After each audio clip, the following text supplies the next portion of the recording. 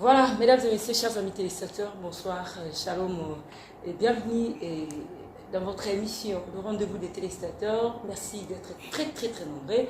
Aujourd'hui, c'est un numéro un peu spécial. Je veux dire un peu spécial, pourquoi? Parce que c'est la deuxième fois qu'on puisse recevoir le petit-fils du prophète, le grand prophète de l'Afrique, Simon Kimbangu. On le reçoit, on l'appelle Papa Christophe. C'est un grand plaisir pour nous de le recevoir pour la deuxième fois. Bonjour Papa Mbote Papa. Bonjour maman, Mbote.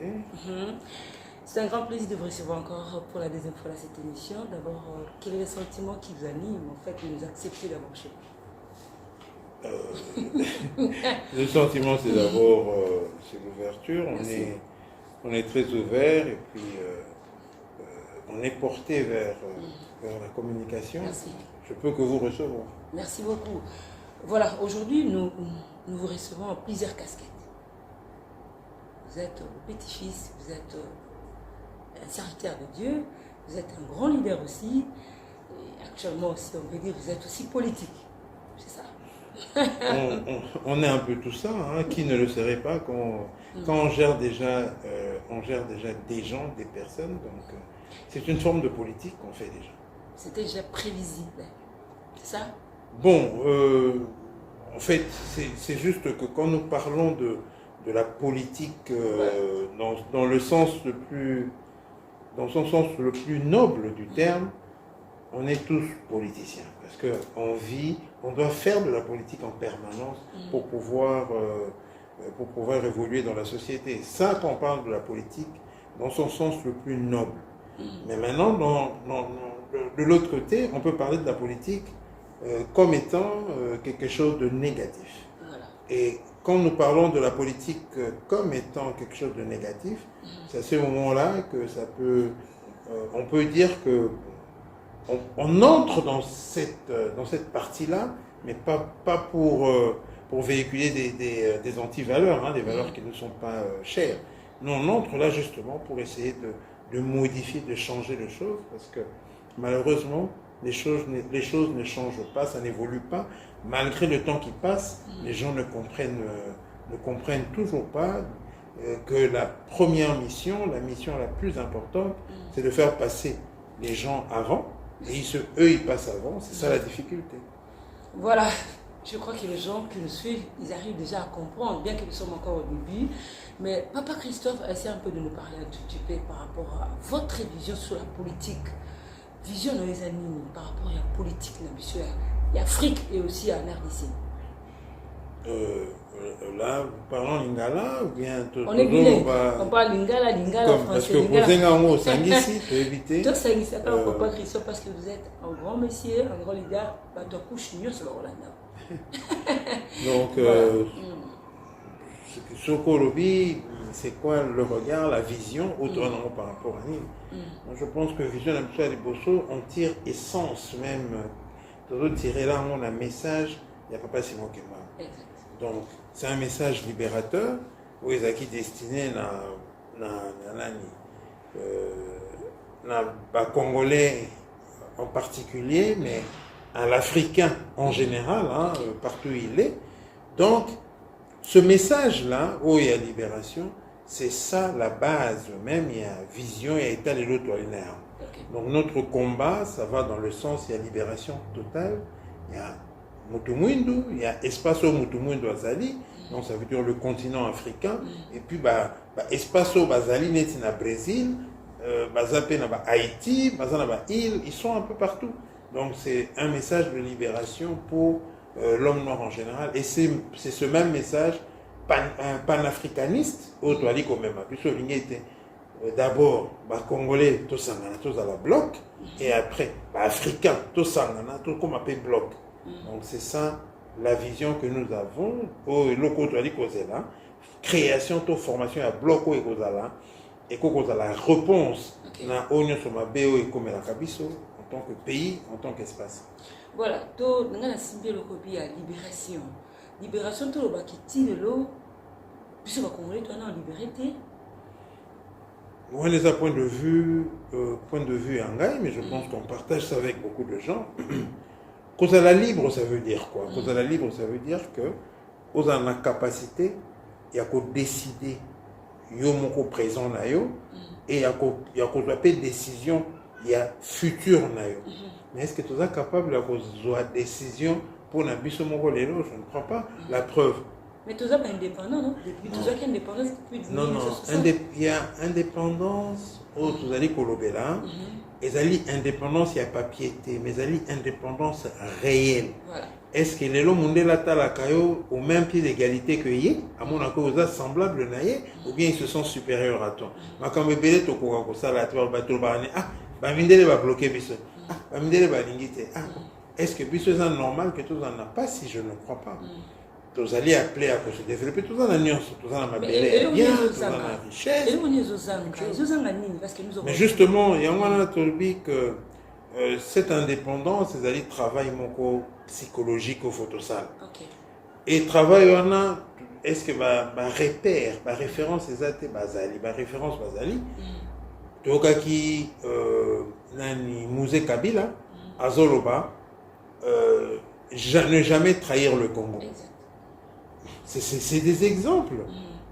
Donc, au moins qu'il y a des gens, tout à l'heure, Papa Simon Kimba, histoire, mais c'est ça, les Lumumba. C'était quoi leur idée idéale? Non, c'est que tout en a autonomie, il y a décision, il y a biso. Et justement, modèle, les alliés poètes, quoi, comme même abisso, vers autonomie. Donc, il y a sens, il y a combat, sens, il y a lutte, parce que indépendance, il y a solo, où qu'on permettre le biso que tout le bas. Tout solo la d'égal en égal na mundele tout solo la d'égal en égal na asiatique va se sentir supérieur na bisoté. C'est cette indépendance où ils allaient effective, ils allaient réelle, il y a un autre qui a été transformé Bambo Cannabis, tout s'est développé. Bah, Congolais, bah, on a belé de partout, à Kinshasa, partout dans le monde. Bah, dans les ligues qui on m'appelle un modèle tête à tête qualité aux un jour, parce que jusque-là, les heures autour dans la musique. Et puis, quand est-ce que ça va venir, en fait? Je ne sais pas, parce qu'aujourd'hui, toujours le baquet, l'obésité Kabila dit, chaque mboka, le tout comme il a fait ce qu'il dit. Mais est-ce que tu espérais qu'il a tant de tout peut tous les ressources?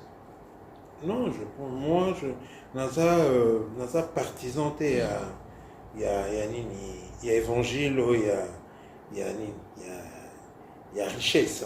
Je ne suis pas partisan de ça. Dans un partisan évangile, il y a travail. Qu'il faut travailler pour produire. Et s'il y a un travail à faire, il faut le commencer maintenant. Et dans le système, il y a beaucoup de lamba, non. Ce n'est pas ce système-là. Autre chose que le bela, il y a le système, il y a au bouki, au loni nan, au loni, au koli, au bouki, au bongisi, au lambi et puis au lit. C'est un processus. Donc, ça veut dire que tu as ceux qui sont en retard par rapport à Mikili Missous et que tu as dit que mon aning beaucoup Moussous les alliés. Tout à l'heure, même exemple, Dubaï. Dubaï, sur il y a plusieurs années.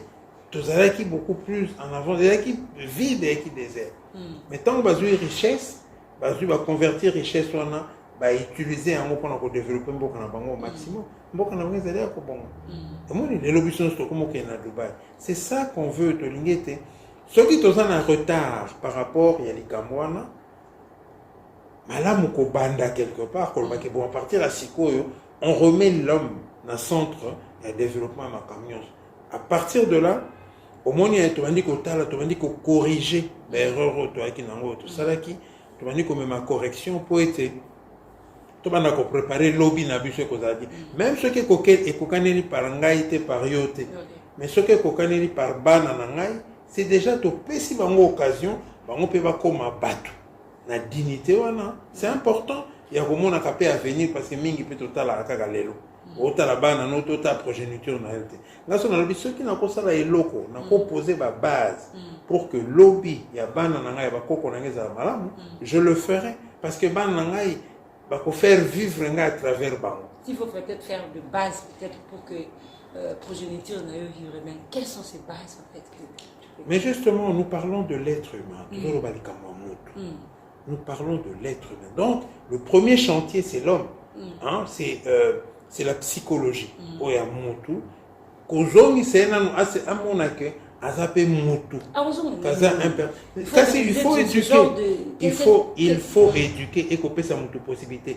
Parce que ce que l'obana mutu et que sous qui théorie, vous avez difficile conceptualisation et les camones donc aujourd'hui, on a besoin à part éducation, à part message à couper ça. Nous avons besoin, il y a un acte et que oui, nous sommes capables d'accomplir les locaux. C'est avec le travail ou un accomplissement, nous avons des valeurs et abysses, nous se sentir que oui, nous allons battre tout en mode dignité. Ça passe par des petites choses. On a des délinquants ici, des ordres de la vie. Mais pourquoi ne pas construire service national? Pourquoi ne pas aussi construire école centre il y a recyclage et semi-prison. Oui, mais est-ce que bateau tindi ba kende ko sala bilanga? Vous assurez que bateau wana bango nyonso ko tindi ba ko sala bilanga tant ba ko bima. Bilanga ne ko permettre bango ba vivre. Il faut leur donner plus que ça. Faut te ça bango éducation. C'est bien auto ça mais il faut aller encore plus loin. Il faut rendre bateau respect na bango puis et ceux qui na bango parce que nous avons aussi des coulous en cravate. Oh basa ko yiba. Moralisation à vie. Actuellement, on parle de délinquance financière. Oui, en cravate, mais qui vole. Oui, justement, ça qu'on détruire, ils sont en train d'hypothéquer l'avenir de notre pays. Voilà. Parce que c'est comme si tu signais chèque moko, tu signais le chèque moko en blanc, tu vas remplir le chef Fleningi en bousillant à venir. C'est pourquoi c'est important. Le président de la République a sali la lutte contre l'anticorruption, vous voyez, lutte contre la corruption. Si vous allez kolobela, il faut commencer quelque part. Ce qui a bandi et que nenga bandi wana et que va accentuer en haut pour que et toucher banini point sur la vie, je pense que 10 milliards bango ou 10 milliards va proposer biso et comme nous on peut recommander un budget même il y a 100 milliards. Si tu as un budget 100 milliards, il faut respirer quand même. Parce que tu as foutu à travailleurs, tu as foutu à financer un projet, il y a développement. Ce n'est pas normal que un mboka aussi riche, que dans un mois, na katanga na autoroute. Il faut être possible. Voilà. Mais quand vous soulevez le moi, Papa Christophe, moi, on a un problème. Il y a un endroit où il y a un Congo vraiment original. Quelle vision nous avons par rapport à moi, là où encore le Congo central, d'une manière générale? Il y a des difficultés, mais il y a le Congo central. Qu'est-ce que vous pensez par rapport à ça? Le problème, toujours il y a le même problème. Où ils ont gangréné le cannabis, ils ont gangréné la province. C'est la même chose. Ceux qui dans la province, animateurs, au bazar dans la province, capable de retranscrire les camomalamu, effet wana et causal. Biso souci à biso lelo, neti pour passer exemple à Mwanda. C'est quoi le problème de Mwanda? Mwanda est un premier développement. Ils sont bien situés. Nous sommes au bord de la mer. On a du tourisme, beaucoup développé, écotourisme, beaucoup qui même développé, autre tourisme financier. Donc pour ramener développement dans le monde, pour développer les réseaux de la banque, parce que c'est une belle ville. Donc, on utilise bien tout ça, il y a un aéroport. L'aéroport, dignité, il y a ville côtière. On a besoin d'un aéroport, on a besoin de créer une activité. On a sur le binet, tourisme, on développer une industrie sur place, pêcherie. Tout au bord de la mer. Pêche. Pour soutenir le Congo central de manière générale. Pétrole. Tout ça, le sable bitumineux. Sable bitumineux, tout ça, la goudron. Et tout comme ça, on peut pétrole. Tout ça, le sable bitumineux. Tout ça, la bilanga. Tout ça, la minerai. Oh, tout ça, le bureau qui est belé. Oh, non exploité. Bien encadré, bien accompagné. Et qu'on peut s'appuyer sur résultat comme à l'âme.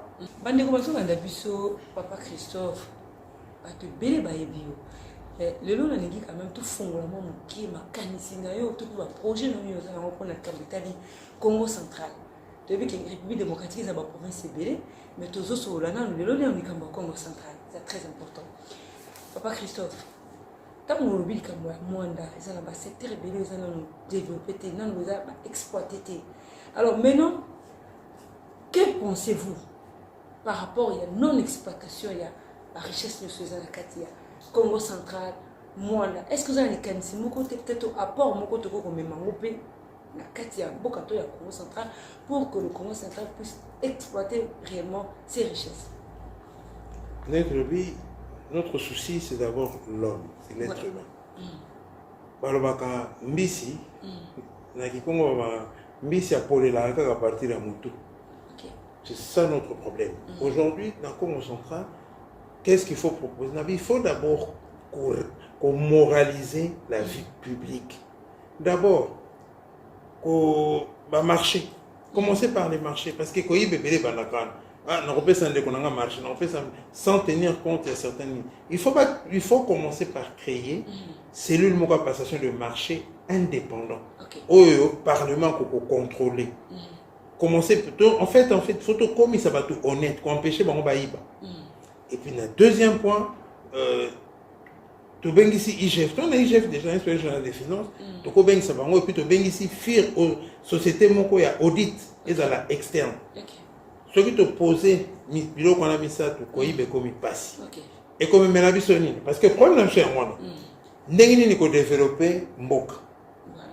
Ce qui est bonne gouvernance et côté dans la province. Et comme même la biso investisseur. Parce que mbongo et l'ingabisika kimia ezali. Ceux qui ont bezate, ceux qui gabéjé zate fonctionnement ezali à malam. Mbongo koya. Na mbongo wana to ko développer ba secteur oyo eza clé oyo ko comme développement na province na mobimba. Ba to ba koya mbongo omona. Bonne gouvernance, on fait la peine à mon tour, bateau peut bakambi bazo gouverner. Mais il y a un poisson et pour les lacs à Moutou. Ce qui te dit de faire un mécanisme pour que Moutou bakanga ete ka oyibaki. Madame Moutou Moutou amona que ça impossible à koyiba au PC occasion taïb. Ce qui mongo et bandi ko zonga, ba investissement salami. Quitte ya province et bandi ko mata. Na bisika wana bato bakoyi basute pourquoi parce que ko futa bango bako futa bango attend ba député bako la payer et puis bako la teke base de la session bon bako sala bako zo bango to kotisi bango o ministre faza député mon bo kotisi na ba ministre baza ba député bo ju ba ministre bo che bango pe ba tambula ba ke na ko négocier pe libanda na ba tambula ko basala musala ko zonga sa bango pe na ba base na bango voilà. Ministre là la na matadité ala le la rapisika ba voter la qui pendant un souci à bisiko yo auta je te été pendant côté lo pas facile to lobini toujours de la passe non c'est ça to lobi que solution exacte maïle na biso et souki to la vérité maïle souki bande ko na biso est par exemple kufa passe côté kuna biso to doganga kaka ba zo boto la biso pouvoir ala ba zo boto la mboka na biso. Mais est-ce que tu as une position bateau constater ou bien tu recommandes la position bateau pour agir pour changer les choses? Papa Christophe, le Congolais bazotalayo, vous défendez bien le Congo central, vous avez pu participer là-bas. Puis la solution numéro ça pour que le Congo central est développé ou encore la République démocratique du Congo en général. Papa Christophe, le lot Toro Yeba. Oui, tout le monde est encore mécanisme et côté pour la candidat. L'élection de ma gouverneur, tu es bon de loin. Bien sûr, il y a un secrétaire, tu l'as qui ont déjà. Et tu l'as qui pourquoi pas? Pourquoi pas? Tu l'as comme politique. C'est vrai que politique, il y a version à ma baie. Il y a un écoma populaire. Il y a un écoma politique. Ce qui moi, des autres dans toi, il y a des politiciens. Donc, et comme il repère, référence, il y a des camarades, il y a moyen de faire la politique autrement. Comme peut-être valeur, mon co, pas parce que Zali, que le meilleur et à Batou, que je suis meilleur, mieux que Batounion, son nom. Mais c'est par rapport à ce que je représente. Et c'est oui, par la famille en fait. Non, c'est vraiment pas poussé par la famille. D'ailleurs, au départ, la famille, tu es bangé, Aux autres, milieu moko et ça ma paix, milieu moko tu acceptes d'aller là-bas comme ça, et toujours bang non. Mais bon bang télé comme là comme on attend on a tout le temps ça m'a poni que na côté siko ayebi pona nini c'est pourquoi démarche wana et salameli bongo biso tolobi que opportunité est monani to ko sala to bunda to meka ko mema ya biso mo eloko ndenge na lobi pas parce que naza meilleur que Batignon sur Menabi, c'est par rapport à ce que je représente. Ngai naza na kombo tata na ngai comme on est papa qui solokel. Koko na ngai comme on est papa Simon Kimba. Donc naebi que jamais na koluka na bebisa kombo. C'est ça. Na ko bunda po ete kombo na na valeur. Natika nini ya malamu pour les générations futures. Mais on peut se peu ko banga surtout et peut-être tout na eux de vie politique wana les arato sai malamu ba tumsu ba pakoli bosoto. Ozo banga te bon ba pakolo mo bosoto mais en réalité vous êtes dans la droiture. En fait dans mon rejoint et bon wana. Non, le Congo central. Non, problème ya biso ezali c'est vrai que wana politique ou ya salité ya mabe mais à un moment donné il faut que muto se mouiller. Ceux qui musée baboma qui était conscience na biso ngao salate babomé pour ceux qui Lumumba akufa qui était conscience na biso ngao salate ba 13 parlementaires papa Etienne Tshisekedi et tout ça ils se sont battus ceux qui bango babonda raté mais est-ce que tu total la vie publique la totale il y a toujours des précurseurs banda kalikam il faut que mutumoka banda il faut que mutumoka ait la capacité ya kolobete oui na se sacrifier pour la cause les cambo ya nzambe bandela kana yango biso lobi que il y a pourquoi pas essayer ceux qui batu bako bebisa balobaka malamu bayoka mabe mais bakuto na mabete. Mais quand on s'entraîne à la difficulté, par exemple, ville à Matadi, mais raté n'a pas si. Mais justement, nous avons la charge, vraiment. Charge, et la première charge, il y a une gaïté. Et la première charge, collective. Ceux qui battent l'union, se va décider que tu lingi sous-souter les camboués à la boye. Ceux qui décident collectivement, la vie est changée. À moins que nous battons sous bazali, lingi bazalakana passi, to. O bango ba o bazake ba iba kana bango ba lingi ke batala ka batu mususu bazana na pasi c'est un choix mais est-ce que bato bazana na pasi ba ko accepter choix wana ou pas na limite que mutu moko aza assez zoba pona linga kaka tikala na pasi tango nyonso kolia ya pasi kisi ya pasi kotanga sa mwana pasi kofuta ndako pasi donc vivre mokufi au botami on a espoir que lobby avec Coco Zamaram. Est-ce que tu as une limite aux Arabongos? Limité. Alors, ce que tu limité que tu as Arabongos, il est temps que Bissopé conscience et Coca sale pour entrer au baquet. État de fait où ils ont malamoté. Qu'est-ce qu'on peut faire pour nous changer un mot? Il y a Congo central, il faut espérer qu'un jour, Papa Christophe à la tête, impulsion et motu. Et puis, pas parce que ça magie, c'est pas de la magie. Ils ont encore réflexion, ils ont pensé. Biso tokoli, na maboko ya bateau et basali, likanisi.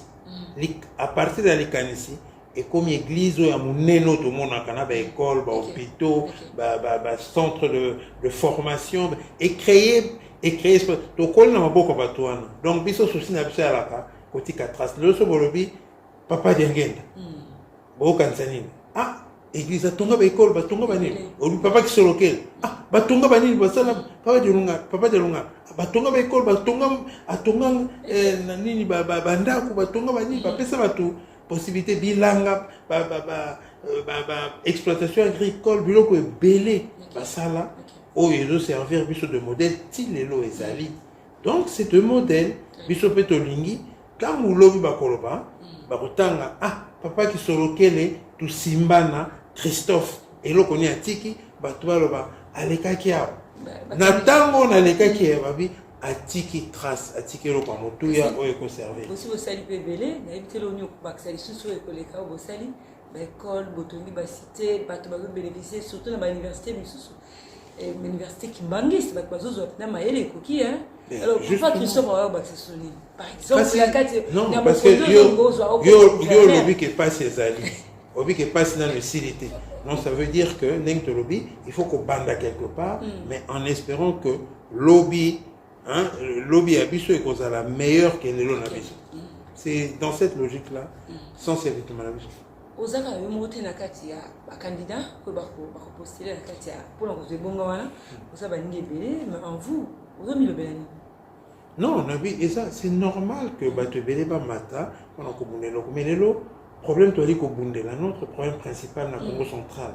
On a ba né Congo. Notre problème principal c'est d'abord il y a bisomo en tant qu'être humain, on nous considère plus. Kala un né Congo ce qui va moni Congo automatiquement bah, il est honnête bah peut ça que gestion financière bah peut ça que gestion bani bah fois ça n'a pas poste. Aujourd'hui on ne regarde pas comme ça bah t'as la biso sur bon côté on le sait mais pourquoi bah t'as la biso bon côté c'est ça la bonne question bah t'as la biso bon côté c'est parce que image au biso mon côté lac sakabango na baninga na bandeko msusu to lac sakabango image à batumoko ba perdre ba valeur na bango baza sous fiabilité ba komi na ba tumo kaka pamba ba lo ba munoko moko te ba yoka na kate ba inana ba kabona neko. Vous prenez pour l'unité aussi quelque part. Mais justement, il y en a bi, il y en a tout expliqué des démarches, on a vu la première des démarches à faire. Il y en a vu c'est l'homme. Il faut tout zong na mutu. Tout travailler pas mutu. Ba neko ngo ba zong na no place moko. Tout zong si mo bisika moko. Et puis tobandi ko ça la transformation il y a province na biso parce que fait ba biso transformation à mutu. Or avantage que moi j'ai de par mon nom déjà qui se localise tout Simbana, c'est mon nom. Tout Simbana. Comment on a tout Simbana, non tout Simbana toi l'union fait la force. Avantage que comme on a les accompagner ça à part le fait que je sois le petit-fils de Passimo Kimba. Passimo Kimba est reconnu aujourd'hui dans toute la province comme étant le symbole, hein, le symbole au pénal unificateur de la province. Et moi, je peux n'avoir les mêmes valeurs. Donc, comme ma valeur, on a unité, au sein de ça, et de mes valeurs, ma valeur, on a honnêteté, tout ça, qu'on a été province fonctionner mal, et on ne vient pas pour n'avoir quoi ça d'État, ça ne nous intéresse pas, vous le savez. Voilà. C'est ça un peu ce qu'on représente. Merci beaucoup. Papa Christophe Tokomi, vraiment, comme solo na biso. Dans le Congo central, dans partout, c'est-à-dire les Congolais mieux sont partout, dans Kinshasa et puis partout dans le monde. Mais ceux qui sont représentés pour l'Assemblée provinciale, donc voilà, votez Papa Christophe qui se le quai. Nous sommes votés, ça la paix, raison peut-être quelle est la raison, la vraie raison, vous nous demandez peut-être voter Papa Christophe qui se le quai. Alors, question Marc, question on a posée. Quelle serait maintenant la raison réelle Oyo ba Singake na kati assemblée provinciale ba élire Papa Christophe qui se le quai. Et ça kaka projection, et ça maïl, et ça futur. Ndenge na lobby, tout le total dans le gouvernement Lelo, il y a combien de Congo? Et pourtant, le Congo central pèse. C'est la troisième province en termes, il y a poids économique par rapport à Mboka. Et puis historiquement, c'est de là où part toute la révolution. Indépendance, lutte ouvrière, syndicat, parmi les premiers partis politiques à Bako. Très bien. Donc, Batouana, le premier président aussi de la République démocratique. Alors, Batouana Babundaki, Basalaki peut être Nini Tomata, province Mata, Mboka et Mata. Vous avez perdu la place. On a tout perdu. Non, voilà. Il y a moyen de restaurer. Pour restaurer ça, c'est d'abord l'être, l'humain, à se sentir que, oui, n'a pas respecté. Le respect, nous n'a respecté. Nous n'a pas respecté. Donc, ce que nous restaurer respect vis-à-vis à Nekongo, on a besoin d'un visage fort. Alors, le visage fort, c'est ce que je propose. Nabi, tu vas proposer bon, député bon et tout ça. Pour une fois, conscience est sale. Et je me suis même dit, poste c'est pas la fin du monde.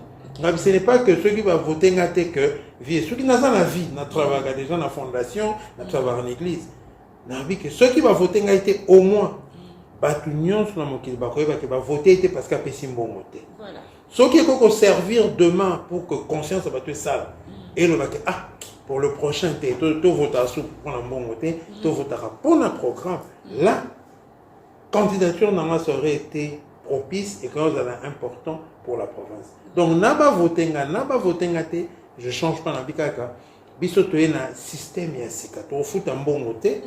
To lingi te batunde conscience sale.